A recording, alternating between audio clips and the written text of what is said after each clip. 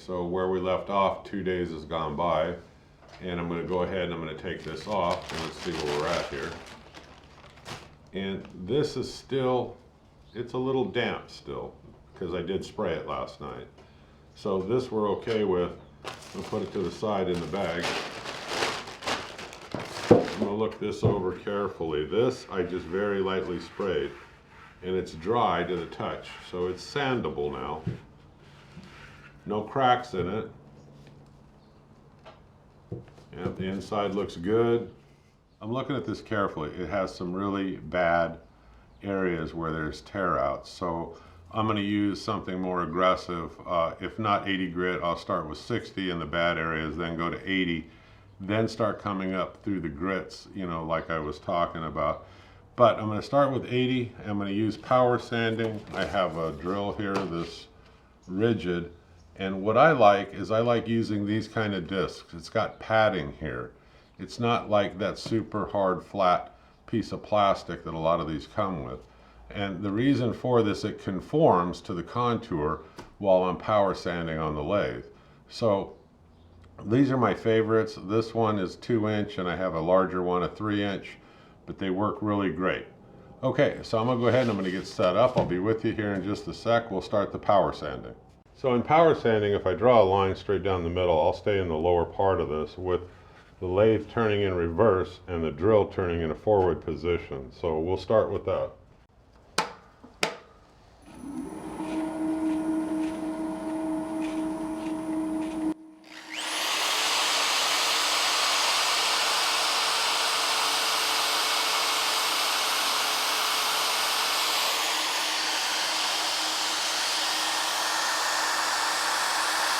Now I'm going to shut the camera off in a minute, but I'm going to do what you just saw me doing with the 60 grit until I get out all these bad imperfections that I see here. It's already getting them out here, and I've got some really bad like divots here in it. So I'll attempt to sand those out with the 60, then I'm going to come back over this with the 80 grit.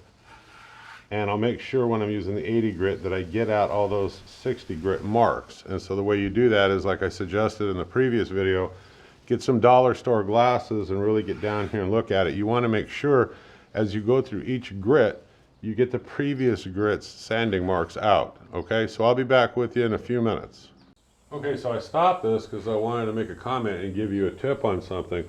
When I'm power sanding, even though this wood's dry, it's still got some moisture content to it. It will plug up the sandpaper fairly easily, and you'll know because when you're doing this, all of a sudden, all that sanding dust starts to slow down, and you go, wow, look at it, it's all plugged up, you know, right here. These are Krebs discs. You can get them at Harbor Freight. You can also get them online. I'll leave you the link below. If you take your drill and you run it and you just touch it on here, all of a sudden it becomes incredibly clean again, and you can feel it's still got the cutting edge on the sandpaper. So get the Krebs disc. Your sandpaper will last you a much longer. This works even on belt sanders, random orbital, and everything else. It will knock off all of that crud that's built up. Okay, coming back to this, I've been sanding on this with the 60 grit, getting out all of the bad divots and imperfections and stuff. And I pretty much got them all out. I've got a couple of areas, and what you can do to make this a little bit easier, you got your dollar store reading glasses on, you get down here and you take a close look at this. You say, well, I got a little bit right here, and you make a light mark with the pencil. You come up and you start looking around the lid area. Got a little bit of an area there. Got some there. Got some down in through there. Here. I'm just showing you this. You can do it sometimes without, you know, the pencil, but there are times like on wood like this, I like to use the pencil. Creates the marks and tells me the areas of concentration. So you look all around, see anything else. The rest of this looks pretty good. But I do have a few areas left to use that 60 grit on to get that out, and then I'll switch over to the 80 grit. Alright, I'm going to do some sanding. I'll be back with you here in a little bit, and we'll continue our conversation. Okay, one final comment. Before I get to the end of the day here, or if I have to stop, I will coat this again with the mineral spirits, put the bag over it just like we did, tighten it up down here, and leave it like that until tomorrow when I can work on it again. All right, be back with you in a bit. All right, good morning everybody. Let's play catch up. Let's recap. Okay, so now it's got the linseed oil soaked into it. It's been sitting for 3 days. So I got some steel wool, some 4/0 steel wool, and I'm spinning it on the lathe. I get off all the little nubs or anything that's on there, and then I go with the grain real well all the way around it. Then I wipe it off, and then I blow it off with my blow gun. Now we're at a point where we can discuss if we want to do anything else in terms of finishing. Now right now you could do a few things. You could leave it alone. It looks pretty good, pretty natural. You could, as a number 2, put a coat of some kind of paste wax on here and then buff it off, and that would give it a nice kind of satiny kind of look to it. But I decided, because I'm constantly experimenting, I want to try to make my own wipe-on poly. I'm going to pan down. I'm going to show you how we're going to do it. Then we'll apply it and let's see what it looks like. So what I have is I have some oil-based polyurethane. Got this little cup right here, and I marked it right here just with a felt pen roughly. Those black marks. So I'm going to do a third, a third, and a third just to start off with. So I'm going to pour some of this poly in there up to that first line.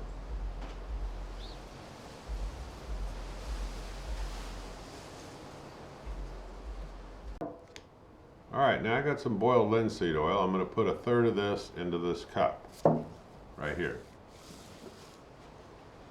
Okay, now I've got some mineral spirits. I'm going to put the other third in there. Okay, this is way more than enough to do that project. Now the fun part about doing this and making your own poly, one, wipe-on poly, is it's cost effective. So you can make a lot of it compared to just buying a can of wipe-on poly. Now the other thing, even though I start this with a third, a third, and a third, you can adjust this. You can put in a little bit more linseed oil, you can put in a little bit more polyurethane, you can cut back on the mineral spirits, or you can add more and make it thinner. It's up to you. Now, the third seems to work real well, so we're going to try this. I'll pan over now to the lathe and let's put an application on and see what it looks like. Alright, make sure you got your gloves on, and then I always cut up a couple of towels. The first one for the application, and then I have a dry towel.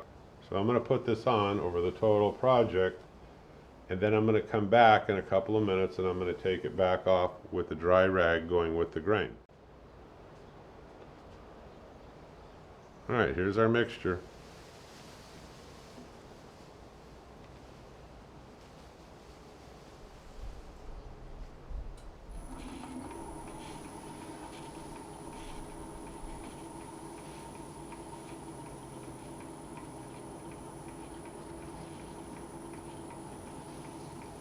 Okay, now I shut it off, and now I go with the grain with the same wet rag, just like this. Make sure you get all the dry spots, everything like that that you want out of it.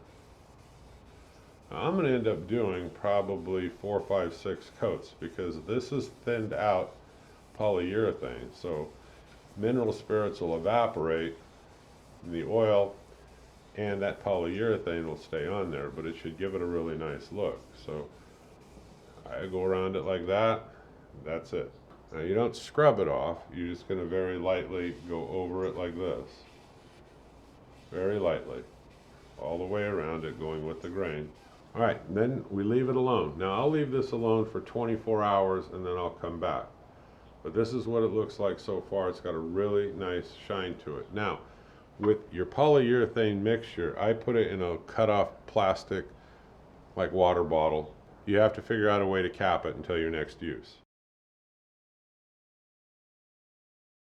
Alright, morning everybody. Well, a couple of days has gone by and I've sanded down that pine vessel. So the way that I sanded is I went from 60 grit to 80 grit and I went through the grits just like I did in the previous videos, and I'll leave you a little table here to tell you what I did. And then when I got up to 220 and beyond, when I was done with the power sanding at 220, then I hand sanded with 220 with the grain, cleaned it off real well, did the same thing with 320, and then after 320 I strictly just hand sanded with the grain. And I was using a combination of 50-50 mixture of mineral spirits and boiled linseed oil. And then I wet sanded from there all the way up to 1000 grit. And I went ahead and I just kept doing that, and I kept rubbing it in, and I'm not in a rush. So this is a time-consuming finish, and it's an oil finish. So you don't need to worry so much on oil finishes about messing up. I mean, you don't need to worry about runs and sags and stuff like that if you were spraying lacquer or doing something else. So all the way up to that point, it was hand sanded in. Okay, then I let it sit for the 2 days, and then I went ahead, and what I did is I mixed my own rub-on finishes, you know, my wipe-on polys, let's say. Now the first that I did, I've always mixed in these little Hobby Lobby kind of containers. I'll leave you a link below. They're real handy because you don't have to mix large quantities of product. I can mix enough just for the, you know, the project that I'm working on. So anyway, this is 1/3 boiled linseed oil, 1/3 mineral spirits, and 1/3 polyurethane. And the polyurethane is right here. It's made by Varathane. And I'll leave it in the link below, but there are many out there that you can use. So what I did with this is I went ahead, and with the lathe turning slowly, I went ahead and I put a coat on. And then I shut the lathe off, and I went ahead and I wiped it with the grain. Now this is a thin coat. I mean, so you don't put this on thick. I just put on a thin coat. I looked it over real well. I left it alone for 24 hours, and I put 3 coats on this way.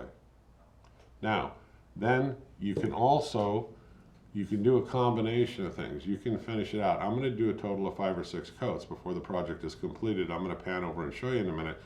Another thing that you can do, or you can use in combination, is I also, in another one of those little Hobby Lobby bottles, I put half polyurethane and half mineral spirits. So what does that do?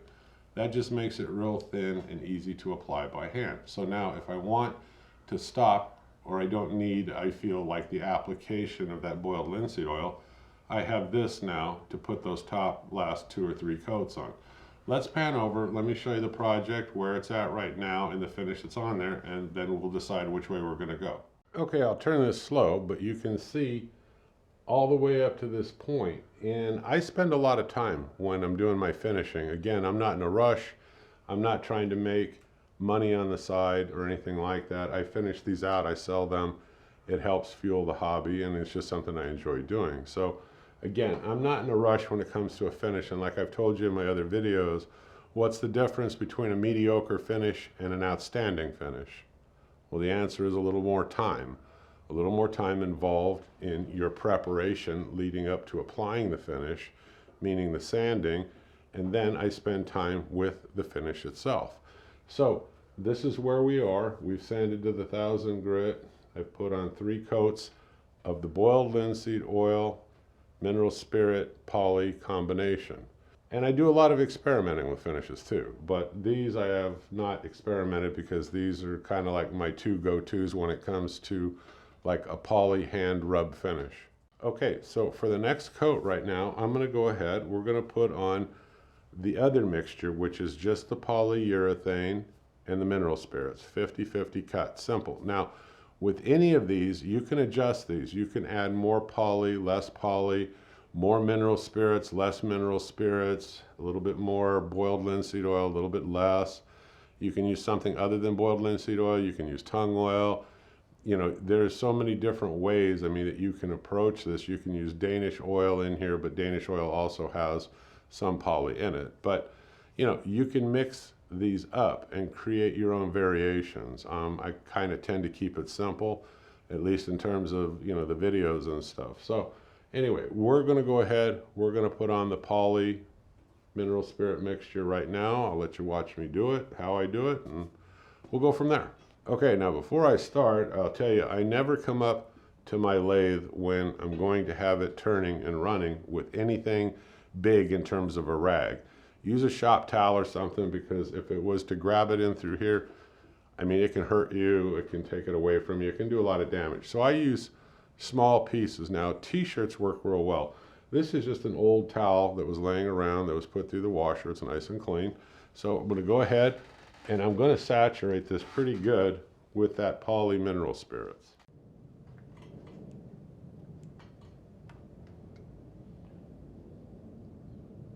So I got a pretty decent heavy amount on there. Okay, so I'm going to turn the lathe on slow. I'll start up here at the top. I'm just putting it on. And don't worry about how much you're putting on. You want to make sure you get plenty of it on there. Just rub it all over. It's not going to set up fast, so you've got a little bit of working time here with this. And you can kind of feel under the towel where the where the dryness is. So I just make sure I got it all covered real well. Now this is on pretty thick, and I don't want it to stay on that thick. I also have a dry part on this rag I can use, so I'll show you what I do. So I've got it on there pretty thick. I shut it off. Find a starting point. Find a starting point somewhere. And I just do this. I go with the grain. You can overlap 50%.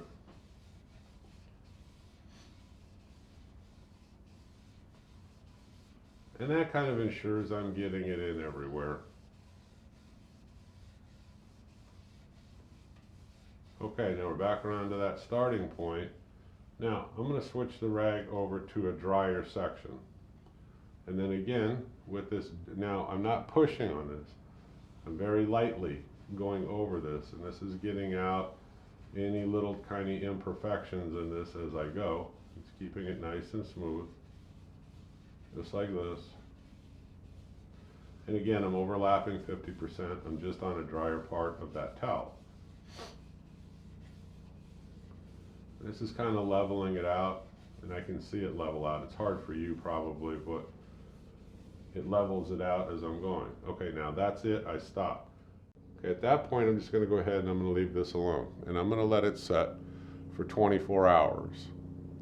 And then I'll feel it. Now, if you're in a cooler climate where it's not drying that fast, you might have to let it sit for a couple of days, or whatever, until it's nice and dry. And then I'll show you what we're going to do, because we're only 2 coats away from the complete finish. And if you mess up on something like this, you could take mineral spirits and soak it in a rag and wipe it all down and then sand it a little bit and start over. But what I like about the rub-on oil finishes is they're kind of foolproof. You have plenty of time to work with them. It's all in the prep work. Okay, so we'll let this dry for 24 hours. I'll come back, I'll wrap this up, and we'll do questions and answers. I'll see you again soon. All right, folks, bye-bye.